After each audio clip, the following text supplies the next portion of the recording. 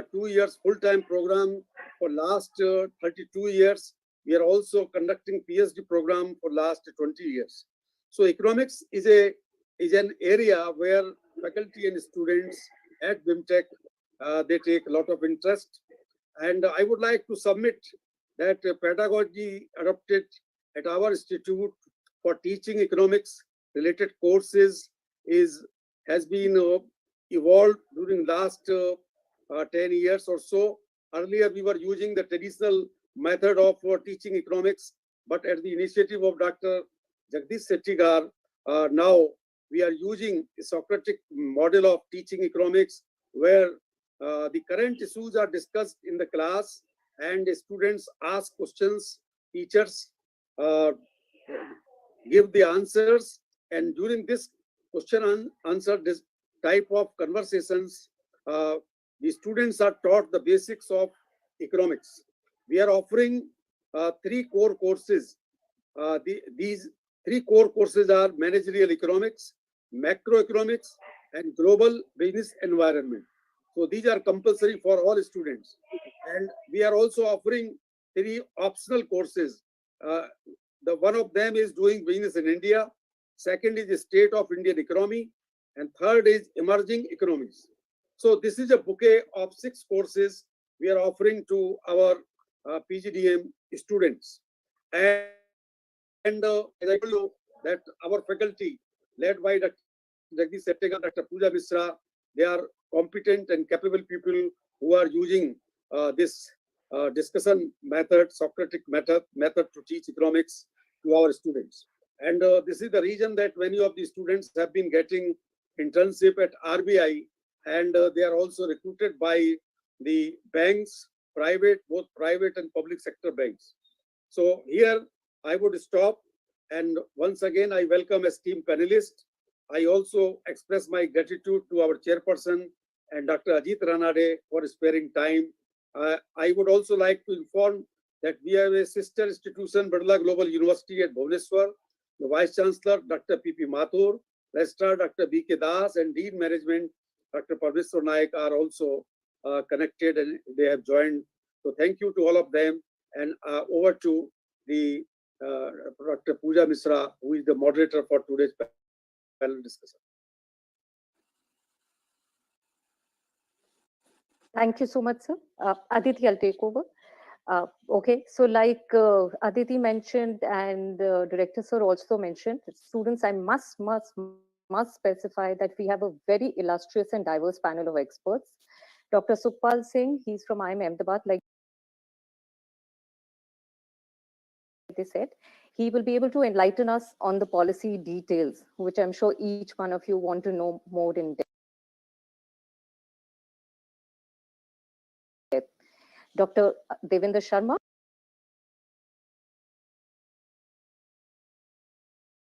he's a food and trade policy analyst, and he can share his viewpoints on these farm bills. Mr. T.K. Arun, I'm sure you read his columns many a time in the Economic Times. Dr. Anand Ranganathan, he's a common figure, I'm sure. Farmer produce. So when we got to know about the bills, it was more in terms of that it would be a situation of my crop, my right, as far as the farmers are concerned. Few key provisions of the bill is, like I said, encourage and provide for barrier-free trade outside the mandis designated as market yards. Secondly, importantly, is where they're permitting electronic trading of farmers' produce, encouraging setting up a farmer producer organization, and that's going to be a feature in the next couple of years for sure. Now, but the catch here, or the question here, is that we've seen in the past couple of weeks, the country has been witnessing mixed reactions to these bills. So, and that's why we've all collected here today, just so that we can get a diverse opinion as far as these bills are concerned. Dr. Sukhpal Singh, could we start with you? Can you share with us the policy perspective and probably a critical analysis of the bills? Dr. Sukhpal Singh? Thank you, Pooja. What is the time frame? About 12 to 15 minutes, sir. 12 to 15 minutes. Because I would also not be able to stay back on team. Okay, fair. So I have another meeting starting at 4:45. Okay. So what fair. I would be happy to continue Please, sir. before that as soon as possible. Right. So I think that's good enough time for me to make some remarks on the. So let me start by saying that I believe that marketing reforms, agriculture marketing reforms are needed. Farmers need more choices of channels, as buyers need more choices to go to farmers. So nobody disputes that. And let me also make it clear that I would not touch any aspect of policy today. I would just comment on the regulation. That is this, what I call 2.5 acts, not 3 actually. Okay. I tell you why I call it 2.5. Because the ECA is, since there 1995, it has been there, it's not new. Only amendments have been made. Then the other 2 acts are the acts which have come into being for the first time in the history of this country as central legislation on a domain which was, until these acts came in, being by state regulation at the state level. Okay, so these 2, and third one I would like to say before I'm mistaken is that I believe that India's small farmers are the most efficient producers within India as well as globally anywhere. They are doing the best possible job. So I'm proud of them, as most of you, I'm sure. The other aspect I want to talk about before I get into the acts is that, see, there are 4 levels at which you can look at these new legislations. One is the federal context. As I said, it's first time that a subject which was earlier being treated as a state subject of lawmaking has been brought under concurrent list. So some states, some people, some thinkers have some opinion on that. The second is the farmer, for whom all this is being done. What would be the implications of this for the farmers?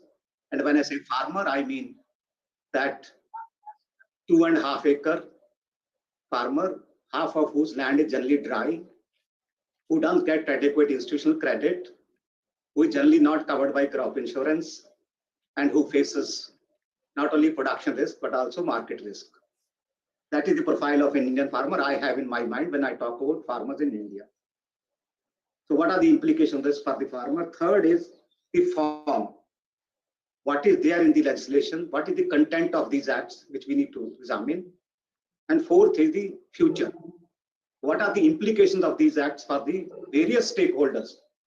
Yeah, the buying side, the supplying side, the intermediaries, the consumers, and whatnot. So I think that is the way one would like to look at this whole change which has come before us now. So with that kind of introductory remark, now I would like to share with you a few aspects of these acts now, not bills or ordinances anymore. I think the stated objective is to integrate Indian agricultural markets. The famous thing we know is one nation, one market, which until now we had attempted only at the state level with the help of IIM. The second is freedom of choice for the farmer, which I believe and many others believe was already there. Farmers were never constrained from selling to anyone. It was buyers who were constrained because they had to take a permission from the APMC, they had to take a license and whatnot. The third is this barrier-free interstate trade, because intrastate trade was already under the APMC Act and it is being allowed, permitted. Interstate trade is already under the union list. And most important objective of this reform seems to be to attract private investment in agriculture and agricultural markets. So I would assess these acts in the light of these stated objectives, nothing beyond. Now let's come to, I would generally not talk about ECA because that concerns us all. Okay, so that is not only specific to farmers, as many co-panelists would also agree with me on that to some extent. My concern is more with the two new acts, which have sort of changed the very domain of sort of regulation from the state to the center, at least in one part of the market. They are now confined to the APMC market yards and sub-yards.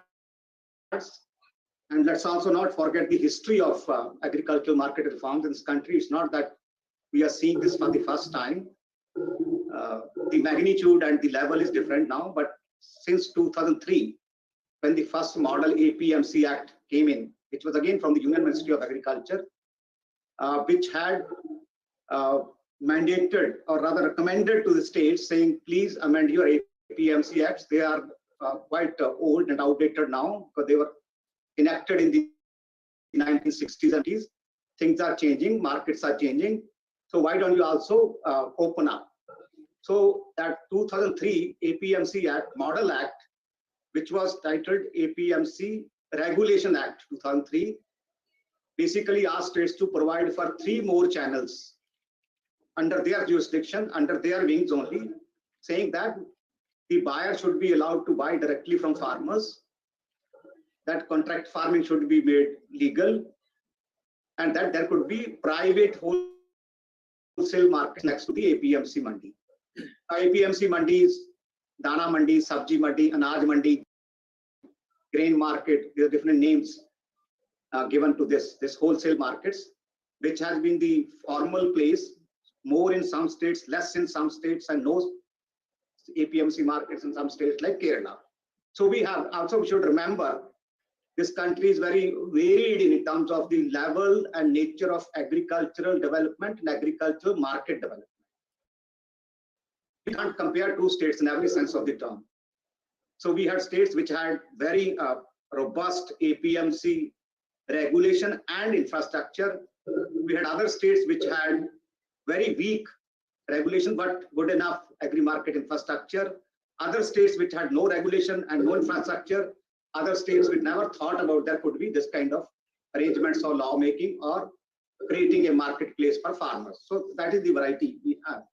So this 2003 thing, when it started, it started because before that, every buyer had to take a permission or a license from the APMC, direct purchase, contract farming, or setting up a private wholesale market.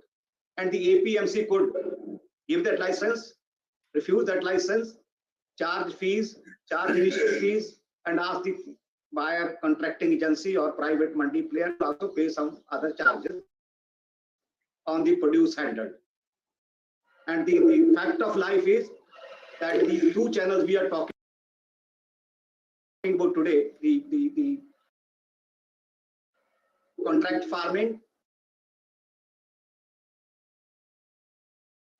and private wholesale markets have been with us now, more of contract farming, which has been in existence in this country, at least the way I would like to define it, since the 1960s, with seed contract farming, both by the state and the private and the multinational agencies, and also in a state like Punjab since late 80s, with the coming in of the Pepsi project for perishables, tomato and chilies and so on. And private whole markets, unfortunately, it has not happened, despite being permitted since the last decade. I only know Maharashtra, which has been able to make some headway in terms of having a few dozen private wholesale markets. Otherwise, that is a channel which, because there is also an issue of conflict of interest.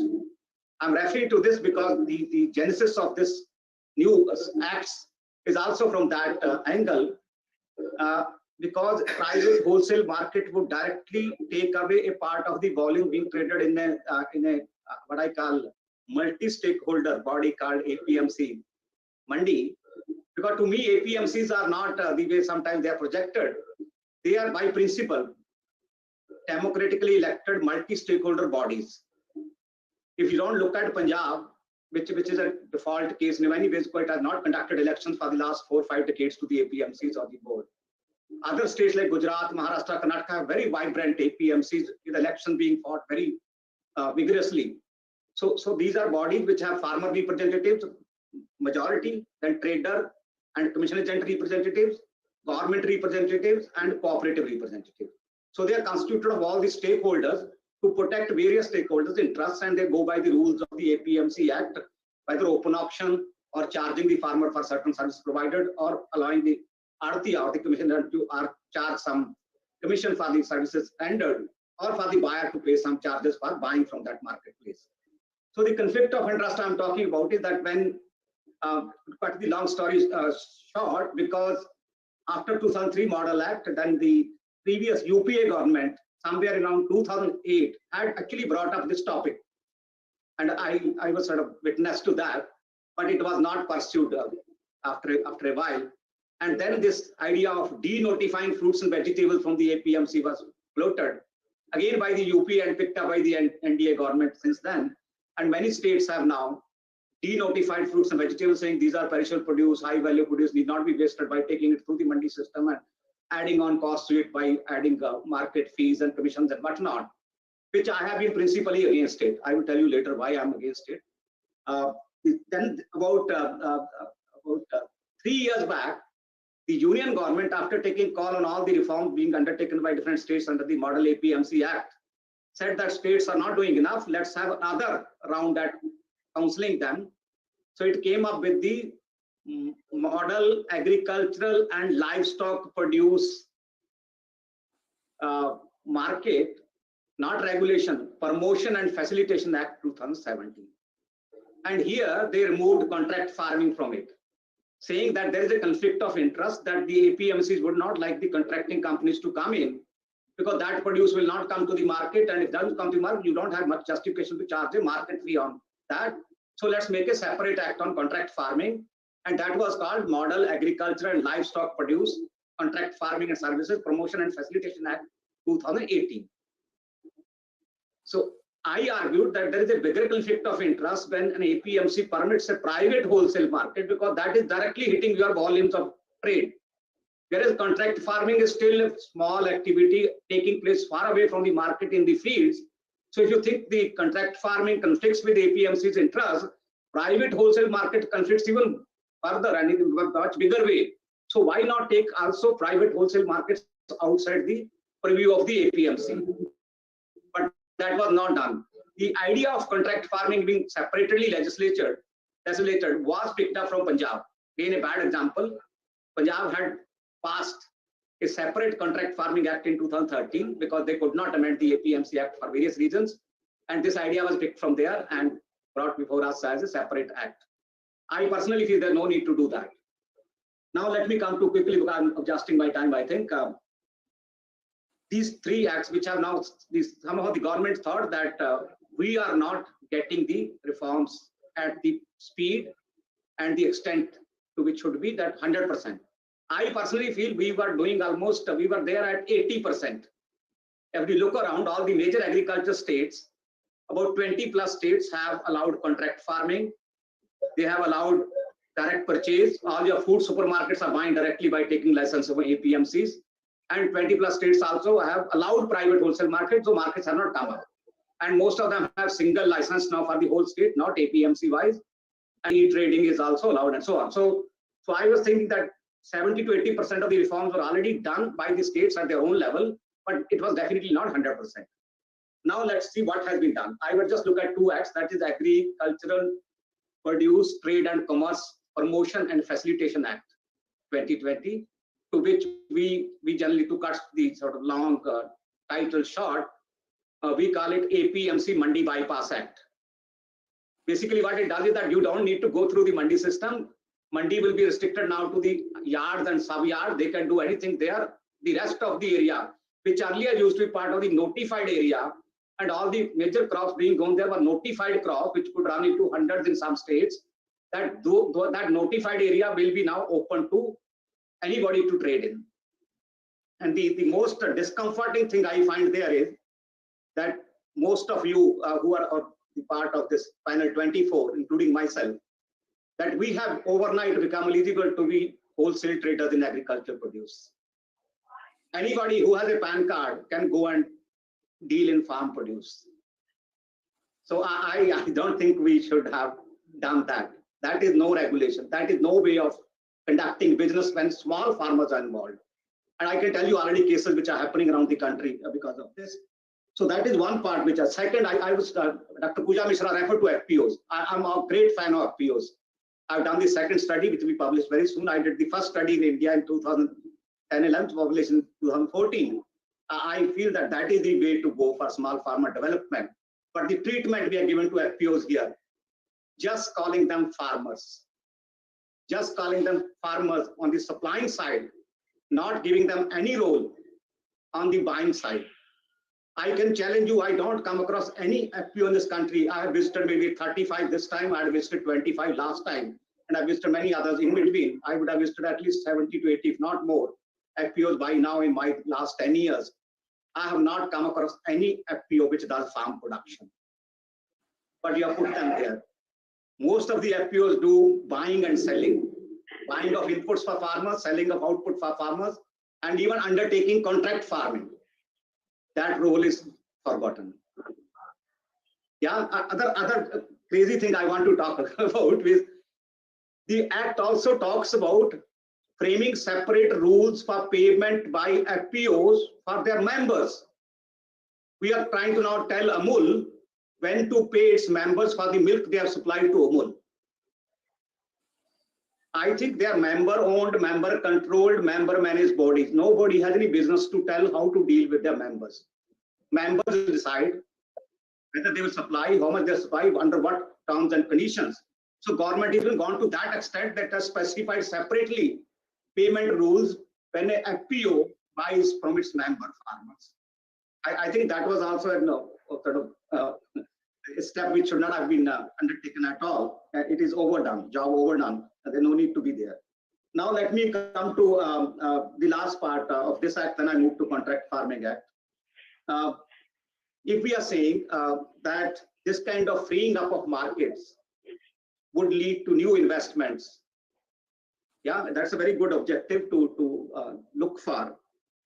But if you look back at even a more extreme situation of a state called Bihar, which didn't even let the APMC remain like this act now, at least lets it be there at least by principle.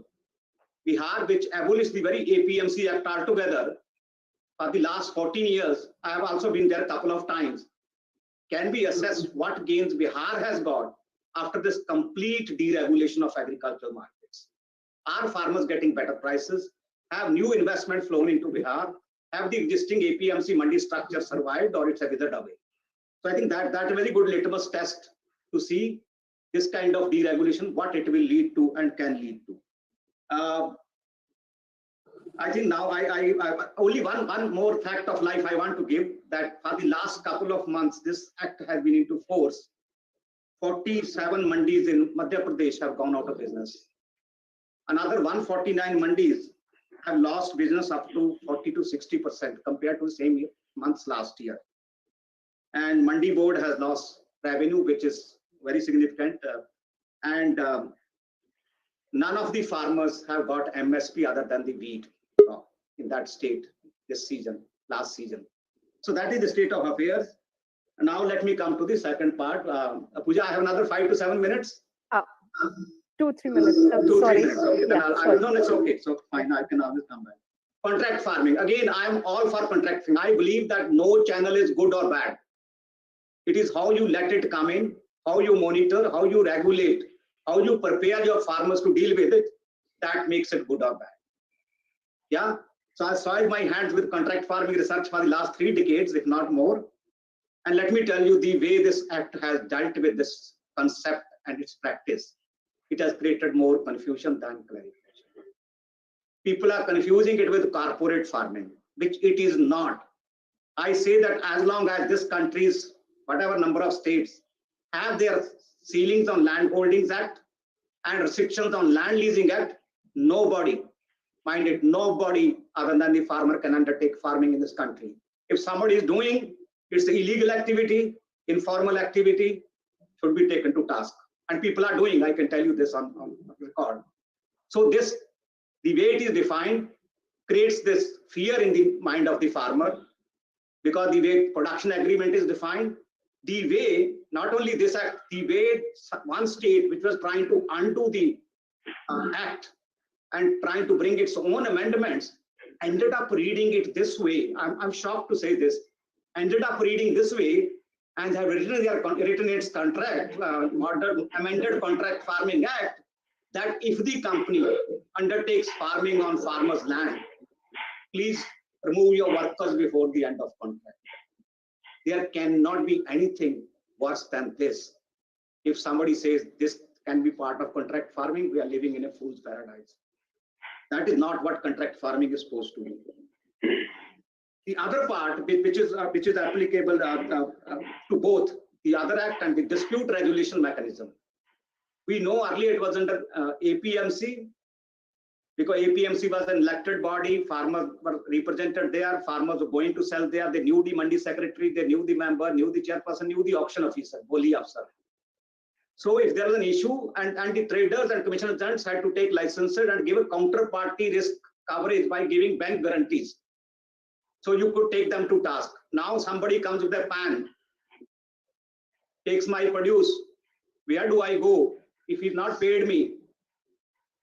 Yeah, so that is another part. Similarly, contract farming. I'm not registered anywhere. I undertake crop. The guy doesn't procure, runs away. Where do I go? You say go to SDM and DC. Are these the places to go to for farmers actually? Given that we know the state of our administrative and legal structures, the way they function. Yeah. Let me now conclude by saying that the way this Act looks at contract farming. I will go one more example before the guidelines. I also looked at the guideline to the Contract Farming Act. It is surprising and shocking again that it gives a role to a sharecropper in a contract farming agreement. It says that the sharecropper is party to the contract agreement, then he or she would be responsible for receiving the farm inputs on the company and making good use of it. I have never seen any contract like this in my life. I would like to see if somebody can show me this kind of where the worker on the farm becomes a party to the contract. Yeah. Then worst of all, it links the Contract Farming Act says that other than the pre-agreed minimum price, if the company wants to pay bonus or premium, please link it to the APMC Mandi price. यहाँ से निकले थे वहीं फिर पहुंच गए. हम कह रहे थे APMCs are not good enough. They are not discovering prices well. Now when the company wants to pay, you say, no, look at there, peg it to that APMC price or e-trading price, and then pay this bonus or premium.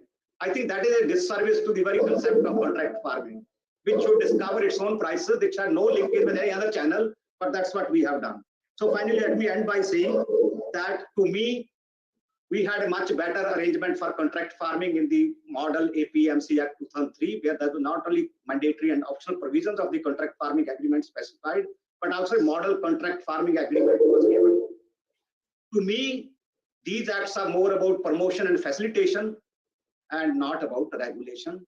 Whereas we need regulation in this country to protect the farmer's interest because he or she is a smaller party in the contract arrangement. Thank you very much. Thank you so much, Dr. Singh. Can I now move to Mr. Devinder Sharma? So, Mr. Sharma, we're all aware that you've been closely researching on the agricultural sector. So, could you also share probably some issues or viewpoints of the farmers who have been agitating with regards to these acts? Mr. Sharma? Thank you very much, Pooja, and thank you to BIMTech for inviting me for this wonderful panel discussion. Yesterday only, I was at the Singhu border, and where I met the farmers, saw their enthusiasm, their dedication, the bonhomie, and why they feel that they have been wronged all these years. But before I go to that, I think Professor Sukhpal had made my task easier by spelling out what is missing in these farm bills. And also, I think when he mentioned about the Bihar example, I think it is very illustrative of the kind of market reforms that we are trying to bring in.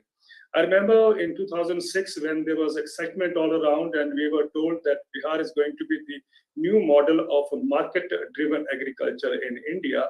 We will forget about Punjab, the attention should now divert to Bihar. That is what was said. It was rightly mentioned that Bihar was presented as a case study that private investments would flow in, private mandis would be set up, and we will have price discovery. I don't know, I sometimes admire economists for coming up with this crazy kind of definitions, price discovery. 14 years later, just the season which has ended, the paddy procurement season that has ended, Punjab has seen an inflow of 50 lakh tons of paddy from Bihar and Uttar Pradesh, much of it from Bihar. Hundreds of FIRs have been lodged against those traders who transported that paddy to Punjab. Why it was coming to Punjab is because In Bihar, despite 14 years of reforms, the so-called market-driven reforms, the farmers are getting 1,000 to 1,200 rupees maximum as the procurement price for paddy. And traders find it's economical to transport it all the way to Punjab, where it is sold at the minimum support price of 1,888 rupees per quintal. And this is not the first time that produce from Bihar has been brought to Punjab and Haryana and sold here. It has been happening quite regularly, and I have been writing about it, saying that that model of market economy has actually failed farmers in Bihar. It's a lost generation. If Bihar had instead worked on spreading the regulated markets and setting up a network of regulated markets and ushered in a system of minimum support price all crops, at least I would have seen the Bihar farmers coming up to the level of Punjab farmers. But now I think the entire intention of the farm bills is to bring Punjab farmers also to the level of Bihar farmers, because gradually the APMC mandis will become redundant. And the MSP, of course, is the intention, has been quite clear from several years that MSP is a hurdle in price discovery and so on, and it must be done away with. So that is a kind of a fear that the farmers carry. But also equally important is to understand that we have actually cut and paste these market reforms from what has been happening in America and Europe. For 6-7 decades in America, at least the period that at least I have been following closely, I realized that the market reforms in agriculture have actually failed in America to prop up farm incomes. Now, if it has failed in America and Europe, I don't know how we see and what wisdom we see in bringing up the same failed model, not drawing any lessons and introducing in India as market reforms. I think this is something we need to really understand and examine and also research, and then see where is the advantage when the same system has failed in a country where the landholding size is much bigger than in India. It was, even if it was meant for that kind of a landholding, it did help the farmers to prop up their income. So what are we trying to expect here in India? What miracle do we expect that it will bring about in India, where the landholdings, as was said earlier, is less than 5 acres per for majority of the farmers? We know 86% farmers have a landholding size of less than 5 acres. Why I brought up the example of America is that America, despite the reforms being in practice for so many decades now, this year, if you look at the bankruptcy figures for American farmers are saddled with a bankruptcy of $425 billion. According to the Environmental Working Group in America, in the last 25 years, America has pumped in $425 billion. Ironically, the amount is same. After pumping in $425 billion in the last 25 years, what American farmers are settled with today is again a bankruptcy of $425 billion. And if you look at the rate of suicide in rural America is 45% higher than in urban America. And the chief economist of US Department of Agriculture has gone on record a couple of years back saying that in America since the 1960s, farm incomes, if you adjust for inflation, have been on a steep decline. That is happening in a country where we think markets are efficient.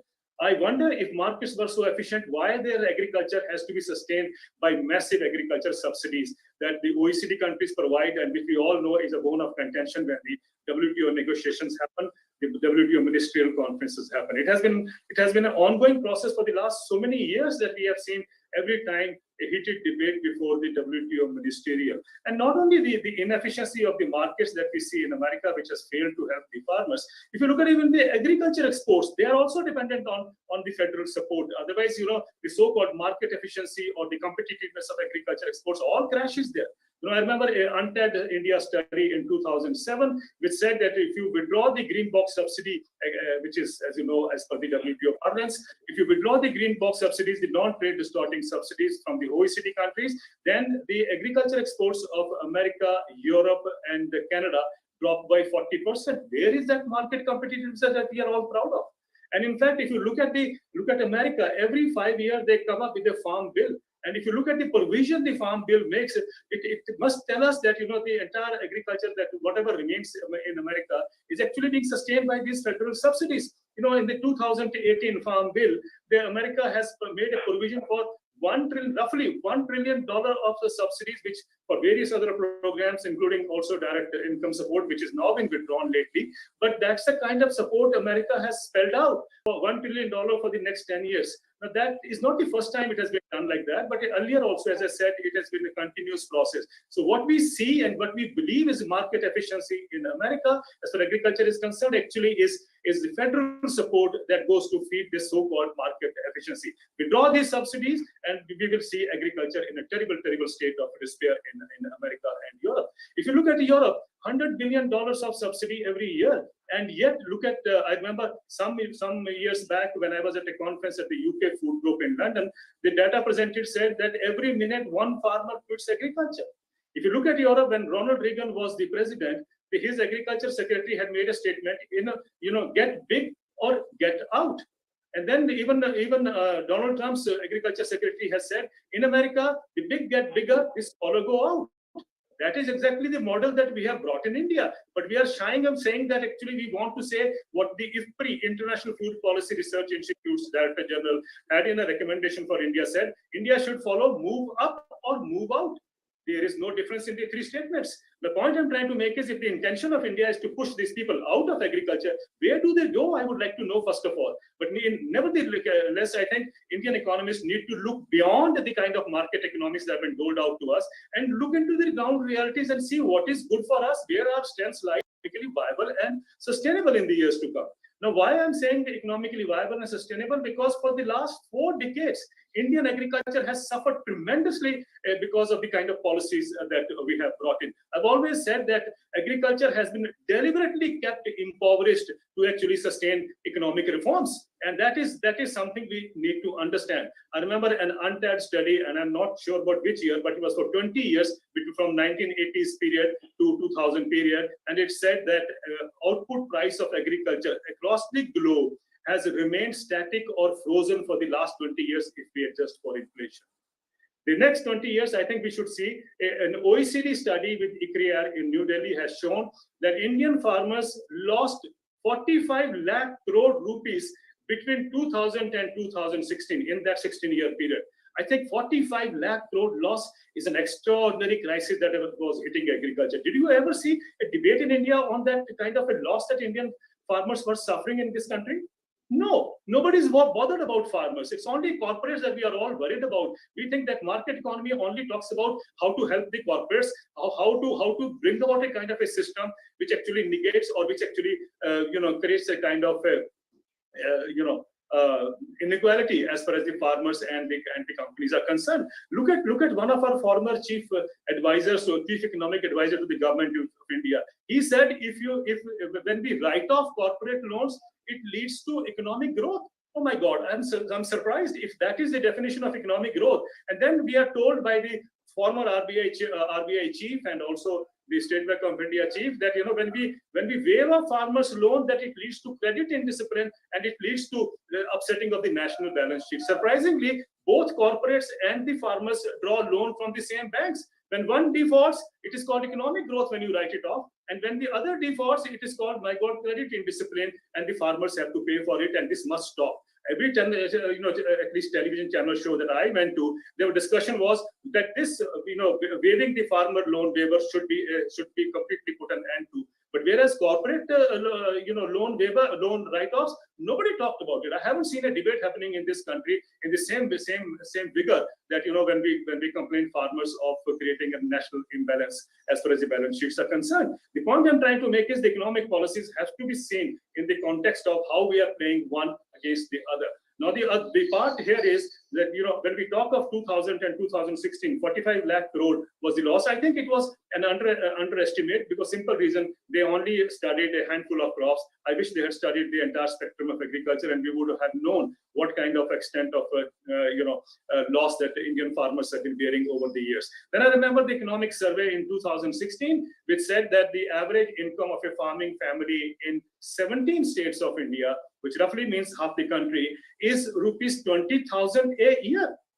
20,000 a year means less than 1,700 rupees a month. That's the kind of income that the farmer is surviving in half the country. 17,000 rupees, 1,700 rupees a month. I can't even rear a cow in 1,700 rupees. I wonder how these families have been surviving year after year. And yet this country has produced record production year after year. And that tells you that the farmers of this country have actually been producing wealth for this country, where they have been not been compensated all these years. Shanta Kumar committee brought one thing in public domain, public understanding, that only 6% farmers get the benefit of MSP. 94% farmers are dependent on markets. Now, this could be 6 to 15%, 25%, as many would calculate. That's okay. But still, the majority or the bulk of farmers in this country have been dependent on markets. If markets were so efficient, please tell me why agriculture is in such a terrible state of despair and distress that it is undergoing. There is an agrarian crisis that we see in India, which is phenomenal. And that is because the markets have not performed the way they should have performed, or the kind of expectation we have from the markets. Now we are shifting from one kind of markets to another kind of markets, and I again see a kind of excitement in this country. You know, in 2006, I remember the excitement that prevailed when Bihar did away with the APMC Act. Now I see the excitement from the same class of people who think that, you know, farmers are being misled to believe that, you know, they will not be getting a higher income. In fact, the market reforms are so designed that the farmers would get a higher income. I see economists saying this. I see corporates saying this. I see the policymakers also saying this. Well, if everyone is so excited that the farmers are going to get a higher price, the question I want to ask is, higher price to what? Higher price to what? After all, there has to be a benchmark. And the benchmark in this country, whether it is good or bad or is not completely reflective, is the minimum support price. If everyone is willing to give us a higher price as compared to the MSP, then what is wrong in making MSP a legal right for the farmers? You know, so far we have seen in Punjab and Haryana, farmers getting a minimum support price for wheat and paddy. It's an open-ended procurement system we have in Punjab and Haryana. There are several flaws in the APMC mandi structure. Yes, we need to reform those that APMC structure. There's no denying about it. But to throw it away, I think is not what the country requires. That what the farmers need is a minimum support price, a minimum assurance that they will be getting at least this kind of a price, and that will be the real independence for farmers. You know, a study has shown recently that in just 2 months of October and November, looking at the government's own portal of what has been marketed in this country, the study tells us that farmers lost 1,900 crores in just 2 months for not getting the MSP. And this is not only wheat and paddy, it's for other crops also. So why do we have a contempt for farmers? I don't understand. Why are people not standing up and saying that farmers also need a higher income? Let's follow a benchmark. Let's ensure that there's no trading happening in this country below the minimum support price. The argument that I hear when I say make this argument is... Sharma, sorry, can I just step in another minute, please? I'm sorry.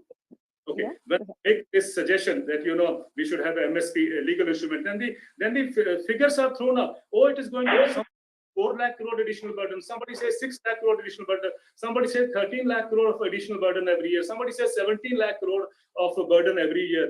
I think these kinds of fear psychosis that we are trying to create is not what is wanted today. You know, when the 7th Pay Commission, nobody talked about where will the money come from. 7th Pay Commission, according to Credit Suisse, means an annual additional burden of 4,80,000 crores. Did you hear any economist telling us that the fiscal deficit will go up? Did you hear anyone telling us that where will this money come from? But you try to give on the same amount of money or less than even that to farmers, and there will be a halla gola in this country. The point I'm trying to make is the time has come, and the farmers' protest is primarily for one thing, and that is that they be given an assured income by way of an assured price. That is what the farmers need. And if the companies are so keen to do it, I think minimum support price should be the base, the benchmark below which they should not be allowed to operate on. So I think if that is the factor, yes, we are willing to have that kind of reforms. But unless you are honestly coming up and standing and telling us what is the kind of income that you're going to give it to farmers, I think these reforms will not be in the favor of farmers. Thank you. Okay. Thank you so much, Mr. Sharma. I'm sure the entire panel will agree on one fact, that the perspective of everybody is to make farming economically viable. So I'll move to Mr. T.K. Arun. So, Mr. Arun, what is your perspective on this entire issue of the Farm Acts? Where do you think is the disconnect between the farmers and the government? Because the government is stepping in and they're trying to say that they will amend the acts. So what is your viewpoint on that, Mr. Arun? Yeah.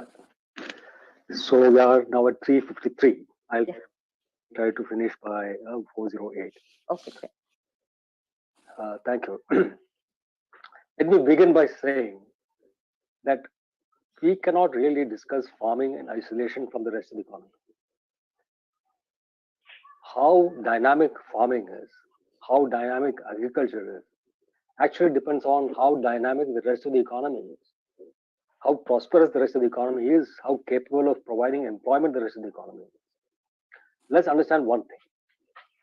The level of productivity in farming required to sustain a population of nearly 8 billion people is so high that it does not require a very large population working on farms to produce the output that is required.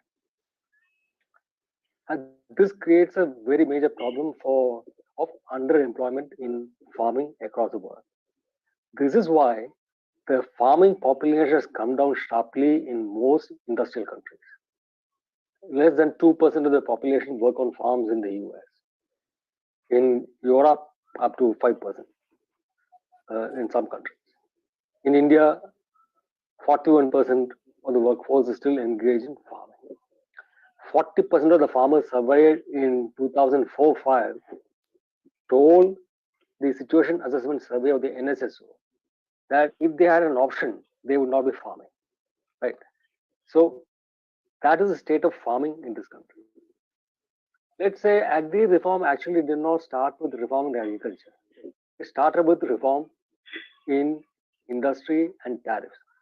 It is important to realize how crucial industrial tariffs are to the terms of trade of agriculture. In 1991, when the government slashed industrial tariffs across the board, what happened was that the relative price of farm goods went up. The prices of industrial products came down, and because they came down, the number of sacks of grain that a farmer had to surrender to procure a tractor or procure a bag of fertilizer, it fell down sharply because industry had to become more competitive because they were facing competition from the rest of the world. So the beginning of reforming agriculture and the beginning of enriching farmers has to come with less protection for industry from world competition and having a more productive, competitive industry, which will be able to generate goods and supply to the farmers and the other sectors of the economy at world prices. Now, that is one important thing. And macroeconomic stability will determine the level of inflation in the economy, the rate at which prices go up, the prices that farmers get, the prices that farmers confront when they go to the market to buy, then what they need for their life, for their existence, and what they need for farming. These are all determined by overall macroeconomic policies and stability. This is not something that is amenable to being improved within farming itself. So it is a part of the overall economy. Similarly, international trade policy. When onion prices go up in this domestic market, our government habitually impose a ban on export of onions. This will prevent farmers from getting the full price that they otherwise would get, right? And who is doing this? The central government is doing this. This happened even now, even after the farm bills were introduced. And when onion prices went up, the central government, which now wants the market forces to work in agriculture, suddenly felt it necessary to clamp down on export. We had for long stretches of time during the UPA an export of rice because food prices had gone up. Now, so it is actually overall economic policy, international trade policy, macroeconomic policies, which determine how competitive the economy is, how intersectoral dynamics play out between farming and non-farming. Let's understand this. Secondly, the current status quo is not viable, it's not tenable. We cannot continue with this. When the buffer stocking norm is 30 million tons, we procure 90 or 95 million tons. That's the level of stocks in the government stocks. What do we do with these stocks? A lot of stocks actually rot, they go bad, some is pilfered, and there's a huge financing cost to carry this kind of an unnecessary stock. And our prices are above global prices, so we cannot even export. We exported sugar, giving a huge subsidy on the little bit of sugar that we managed to export. So we cannot really be part of the globalized world economy and also have agriculture production that is inefficient by global standards. And one major input to raising efficiency levels in agriculture is actually price. So prices will have to be, in some way or the other, benchmarked against global prices. I don't say that we need to expose our farmers directly to the full impact of global price changes. There will be tariffs, there will be quotas, there will be various kinds of insulation. But it cannot be completely unrelated to what efficiency prices are the world over. Can the Indian farming sector actually employ as many people as it currently employs? It cannot. It should not. So where will these people go? They must be absorbed by a dynamic industrial and service sectors. It is only when that happens that you will see incomes in the rural economy go up. And this actually happened. We saw it not only in the experience of rich countries today, where, as I told you, the population that live directly off agriculture shrunk to a single digit level. We saw it in India itself. Between 2008 and 2014, when the construction boom happened in the cities and infrastructure was being built, towns were being built, townships were being built, real estate sector was booming, you saw a large number of people migrating from rural areas to take up these jobs that opened up in the booming construction industry and town building. And so wages went up in the rural sector and wages went up in the construction sector. Poverty fell sharply, living standards improved, and we saw productivity go up because people were producing the same amount of production output because you just didn't need so many people to do what they were doing. But of course, afterwards, the economy's turned and our fortunes have gone down a little bit. So that trend has stopped. So, so things need to change. But the question is, how will they change? Can we expect things to change all of a sudden? You know, most of BeamTech students, when they pass out, will hope to work for some company or the other, right? I don't think many students will actually favor working for becoming entrepreneurs. How many students can have the guts to turn entrepreneurs? Right. Now, when you say farmers who have been used to producing something, say rice or wheat in Punjab, and supplying to the government at the minimum support price, and they are habituated to the ecosystem, you tell them, now you are on your own. This support will not be provided to the same extent as in the past. Now, and it is like saying that everybody who passes from BeamTech should become entrepreneurs without a steady salary, where larger decisions that decide the viability of business will be taken by somebody else. Can everybody become an entrepreneur? So we need to create a transition mechanism which will allow farmers who are so used to growing wheat and rice in Punjab and Haryana and Western UP to move out of this unnecessary grain production, which the economy doesn't need, which the world doesn't need, and move into other kinds of produce, of which there is a shortage in this country.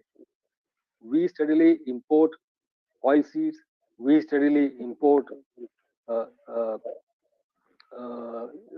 lentils, protein. So we should be actually encouraging our farmers to produce a more diverse set of crops. The second largest category of agricultural exports in the world is actually fruits and vegetables. And we do import a fair bit of fruits and vegetables. Will somebody else whose mic is unmuted kindly mute the mic? Can I ask all fellow panelists to kindly mute their mic?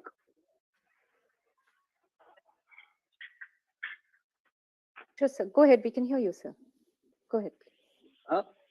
Yeah. So So, and we can see if you go to the market today and you buy apple, you will find the apples probably come from Australia, or they come from America, or they come from some other country.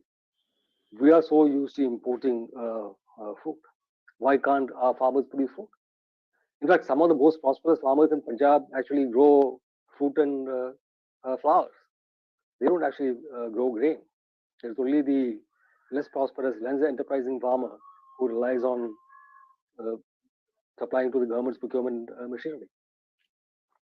So the status quo cannot continue. It is unviable and is unnecessary. We don't need so much of grain. We need to move to something else. But how is that transition to take place? Can we expect the market alone to enable this, allow this transition to take place? When farmers in Punjab and Haryana were, at that time it was United Punjab, were induced to produce the Green Revolution, they did not do it because of the market forces. They were coaxed, they were trained, they were given support. The Punjab Agriculture University, they introduced farmers to new varieties of wheat and rice. New growing techniques were taught to them. The government came with a system of support prices. The government deployed agriculture extension officers to get farmers to move to the new varieties of crop. The government set up a procurement agency. So a whole lot of work went into creating a system whose beneficiaries the entire country became, because the Green Revolution produced enough grain to rid India of poverty and dependence on food imports. And we are grateful to that, to the farmers of Punjab and Haryana. Today, situation has changed. We don't need as much of grain as the country has started producing. So these farmers need to be induced to move away from producing more grain, which is depleting the soil, which is creating higher costs, which is every year you require more fertilizer, more water to produce the same amount of crop. And so we have to create a system where they can move to another crop. The question is, are we doing that? Now, Pooja, can I request you to please give me a heads up when you have to say 2-3 minutes? So 2 minutes, sir. Sorry, 2 minutes. 2 minutes, yeah. Yeah. So that is the last part, that you have to create a transition mechanism. You cannot just change the laws and say, now you're on your own, you go home and do whatever you can. Now, finally, cooperatives. Farmer producer organizations the world over are majorly in the form of cooperatives. 86% of farming in Denmark is cooperativized. The largest dairy in the world is Fonterra, which is a New Zealand cooperative. Canada, the food producers in California, anywhere in the rich world, bulk of farming is cooperativized. We have seen the success of our own Amul. Amul is a very successful cooperative, and Amul can actually negotiate with Walmart or Reliance or any other big corporate on equal terms. It has the staying power, it has the bargaining power, it has the economies of scale to stand up to any large market force. Can an individual farmer do that? So we have to use the transition process, the transition period, to provide the organizational strength and capability to our farmers, so that they are actually able to take part in a market economy on equal terms with large companies who will come to them with very high bargaining power, a very high demand, and who can dictate terms to them. If they have to withstand this kind of pressure and still get a good deal, they need to have that kind of organizational structure on their own side. That means cooperativization. So we need to help farmers to form cooperatives and or other farmer producer organizations. We need to create a support system for crop diversification away from grain, and then we can say we should change the current market structure that has helped us in the past, but which has become a burden on today's agriculture. Thank you. Thank you so much, Mr. Arun. Aditya, so all panelists have also mentioned that contract farming is a well-known concept, not only in India, abroad, and it's been prevalent in India also for quite some time now. So tell me, what has your experience been on the ground level? And one more question, important question, is the worry that the farmers have about land grabbing by corporates under corporate farming, do you think that is justified? Go ahead, Aditya.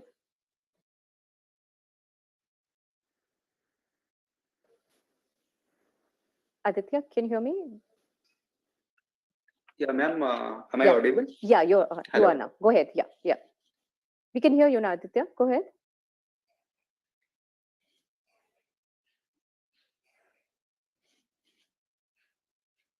Yeah, Aditya, we could hear you. I can't hear you actually, ma'am. We Just a can. minute. I'll turn off my video to increase my bandwidth. Sure. We can hear you. Am I audible now, ma'am? Yes, yes, yes. Yeah. Yes, ma'am. So I'll put my views on this. Ma'am, basically, I'll for the benefit of all the students, I'll let people know what the bill says. I mean, the bill never mentions what to go away with MSP or to do away with APMC. All these are never mentioned in the bill. The bill says one India, one agriculture market. What if essentially it means is less license requirement, less regulatory requirement. That means empowering the farmers by giving them more option. I mean, apart from the APMC, the farmer will get one additional option of selling it to the private player directly. So it's just an addition to what is happening right now, and to break away from the status quo. And it gives a push to the APMCs to actually, I mean, be more efficient. I mean, currently, whatever they are doing, if they are less efficient, they will have to be more efficient with the advent of the private players who are directly going to the farmers and trying to buy their produce from the farmers directly. So nothing wrong in that. That is market force coming into play and lifting the entire system as a whole. Then the bill also talks about time-bound dispute resolution. What is that? That gives more certainty. So certainty is always better for a farmer, for a private player. Certainty would always be better.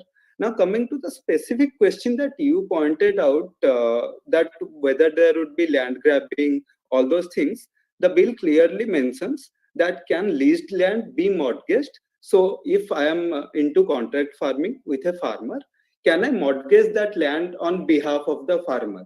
It is a straight no, that we can't mortgage the land of a farmer even if we are doing contract farming with the farmer. Then second, can we do any construction on the leased land, or can we do significant modification on the leased land? The answer is yes, but it's a conditional yes. It's a condition with a explicit consent of the farmer. So, and we have to remove any structure that we erect on the farmland once the lease period is over, and hand over back to the farmer on the, I mean, the way we have taken it from the farmer, we have to give the land in the same form back to the farmer. So farmer is well safeguarded by the government, and any government of the day will not like to antagonize itself with the farming community, because farming in India is almost like more than 50% of the community are farmers. So any government of the day will never antagonize them with the farming community. So that is one part. Then on the price discovery part, what happens now? The government is saying that there are two methods of price fixation. One is the prefixed price, wherein the farmer and the private player will agree on a prefixed price, and that is the price that holds. And there is a hybrid model. Hybrid model is a base price that the private player is willing to give to the farmer with a bonus, just in case there is a price rise and the farmer will lose out significantly. So there also a farmer is also protected. I mean, we have to protect the farmer in that sense, and rightly so, that has been done by the government. Now, there are also trigger mechanisms for extraordinary situation, wherein if the price goes by, say, increases or decreases by, say, 40%, so government comes into play and abolishes the ECA, and I mean, plays like a big brother in that party.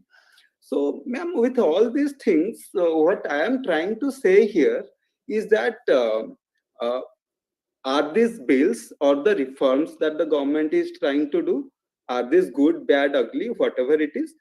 I want to pose a simple question that I was posing to myself yesterday before coming into this panel, is that if the status quo is so good, then why are Indian farmers still poor? I mean, I was looking at the statistics where the average per capita income of the country, say if it is X, of the farming community is what it is X by 3. It is 1/3 of the average per capita income of the country. So why is a farmer poor if the status quo is so good? And why, why shouldn't we move ahead with a reform? So the answer is a clear yes. So we should move ahead with reforms on this front.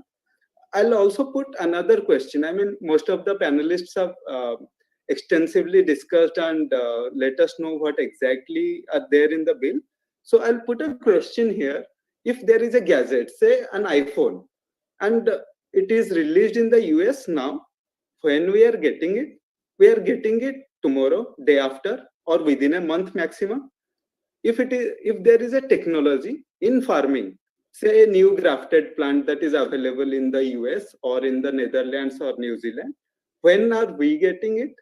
After 1 year, 10 years? Never. I mean, there are some technologies that those were adopted in the West in say 80s. We haven't got that into the country right now. We can easily go ahead and blame it to the government, but have the government facilitated availability of an iPhone? No. The answer is it is the need of a private player to find a buyer, and that is what economics is. So if a buyer and a seller are there and the price matches, then I mean, there is a matchmaking there, and it will benefit both. And in this case, government can only be a facilitator. Government can never be a fountainhead for change. Never. Private participation, because of the need, will lead to enterprise solutions, and that will benefit both. So, so a private player participating in this fund and would be an addition to APMC, would always benefit the farmer. Now, I can debate uh, on the MSP, but the government has clarified that MSP will exist, but still, only MSP is not a silver bullet here. So, a farm income, how will a farm income increase? It will increase through increased productivity, increased price, and reduced wastage. These three, when they come together, it will lead to increase in farm income. So that is how it is. So increased productivity will be through new technologies, and these new technologies will come from private participation because they have a need to get those raw materials used in their businesses. So that is what we are trying to do. We have a project called Fruit Circular Economy, wherein we have dedicated almost $2 billion for farming development and productivity enhancement. So in this, why we are doing this? Because we have realized that, say for example, in case of apple, India have second largest land under apple cultivation. India, but in terms of productivity, India is 72nd in world. World average is around 20 tons per hectare, whereas Indian average is around 8 tons per hectare. We are like almost like less than half of world's average. Some countries have reached almost like 50 to 53 tons per hectare, and we are languishing at say 6 to 8 tons per hectare. That is the sorry state we are in, and we are still debating on MSPs, we are still debating on APMCs, we are still not going to the ground, we are not trying to increase the productivity at the farming level, we are not trying to tease the farmers, we are not trying to give them right extension education. All those things need to be seen in not independently, not in silos. It has to be integrated. I'll quote one thing here. in economic survey of 2012-2013, this is government agnostic. The government during that time was Congress government. This is a different government now. This is government agnostic. All the government have that right intent to carry the reform forward, and that has happened now. Raghuram Rajan report of economic survey 2012-2013 has said that it is necessary that we evolve mechanisms for linking wholesale processing, logistics, and retailing with farm production activities to generate enhanced efficiency and better farm prices. So that is how it should be. It is actually an integration of all the things of the supply chain, of the farm production, of the prices, the MSP that we are so heavily debating on. So all these things have to come together to help the farmers get a better price and better and price per kg is immaterial. Price per unit of land is what matters. If I produce 10 kg per acre and I produce 50 kg per acre, and I get a lesser price on what I am getting on 10 kgs. So still it will make more economic sense for a farmer per unit of land, even if the price goes down there. So for us and for private players to participate, when there is certainty, there is more assurance for private players. There is willingness to invest. There is willingness to go and create infrastructure on ground and get that produced for their businesses. Like we are now planning to invest on ground to set up grading and sorting units to get those fruits. Primarily, we are the largest buyer of mangoes in this country for our brand called Maza.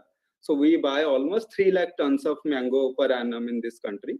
And directly, we are buying almost like 20,000 tons, which is less than 10% of our total requirement. Because of the cartelization that exists in the APMCs, in the mandis, where there is in the name of price discovery, I mean, there is a cartel that sits and that will never allow you to directly reach out to the farmers and get that produce. So breaking away from the cartel is something will give us confidence in getting those produce directly from the farmer.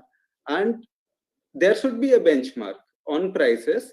And if a private party is making more money, they should pass on it to the farmer in some way or the other, which is the need of the hour. I mean, there are Nestle's of the world, there are Cokes of the world. We are procuring, say, mangoes in this country. Nestle is buying dairy produce, milk in this country. They are not like disrupting the price in a way which will go down. They are always trying to increase the price for the farmer. With their Aditya, 1 minute more, please. Yeah, of course, ma'am. Sorry. So, ma'am, I have made my point. So, private players will never drive out farmers because farmers are the real suppliers. In an agrarian ecosystem, farmers are the real suppliers. No middleman, no processor is a real supplier.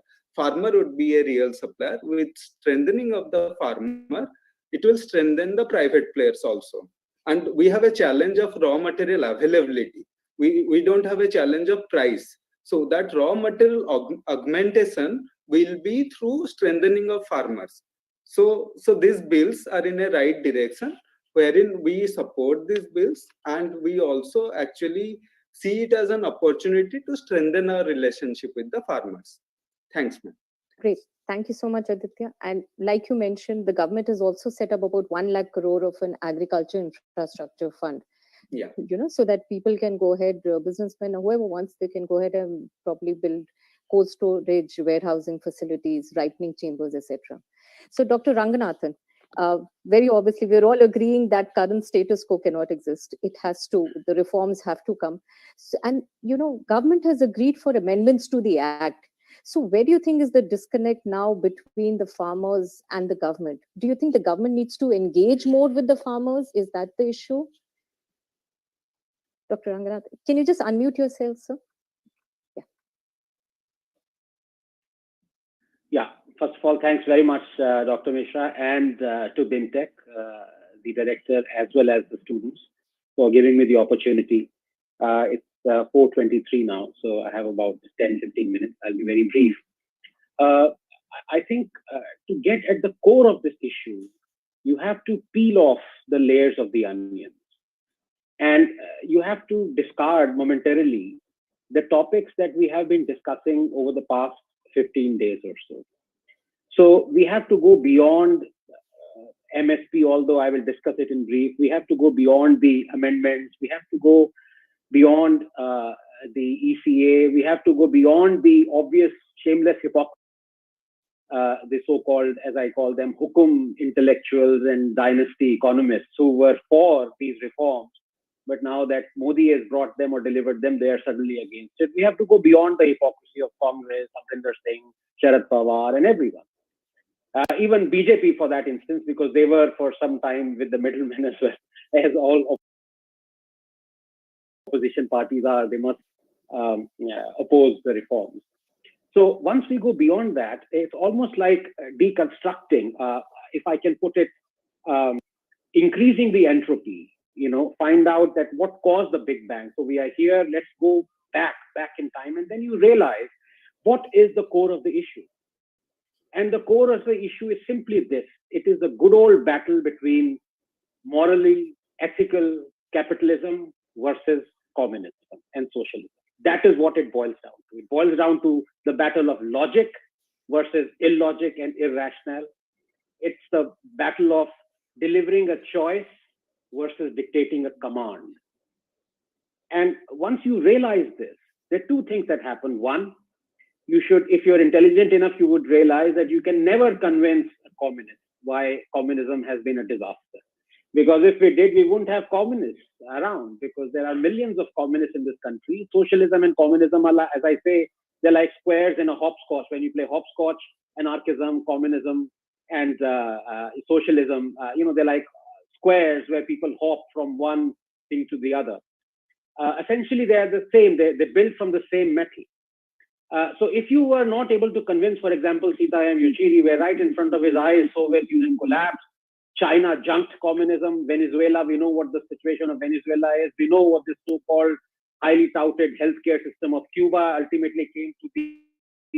We know what North Korea is. We know what Pol Pot was, the so-called year zero, cultivate, bring everyone. This have not been able to convince communists why communism is a death knell. It has managed to kill 100 million people around the world in the last 100 years. We cannot convince them. The only thing one can do is either expose them, that also is redundant, or just put your point across. Because one of these days, I really hope that, the great leap forward, the so-called, for the Mao lovers, the great leap forward would possibly, kill their hubris instead of killing humans. But I don't think that is going to happen. Communism will survive because it is a very toxic poison.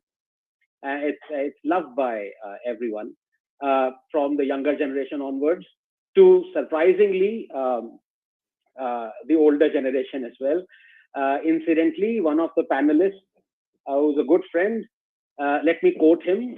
He's a diehard socialist communist, and I'm quoting him now.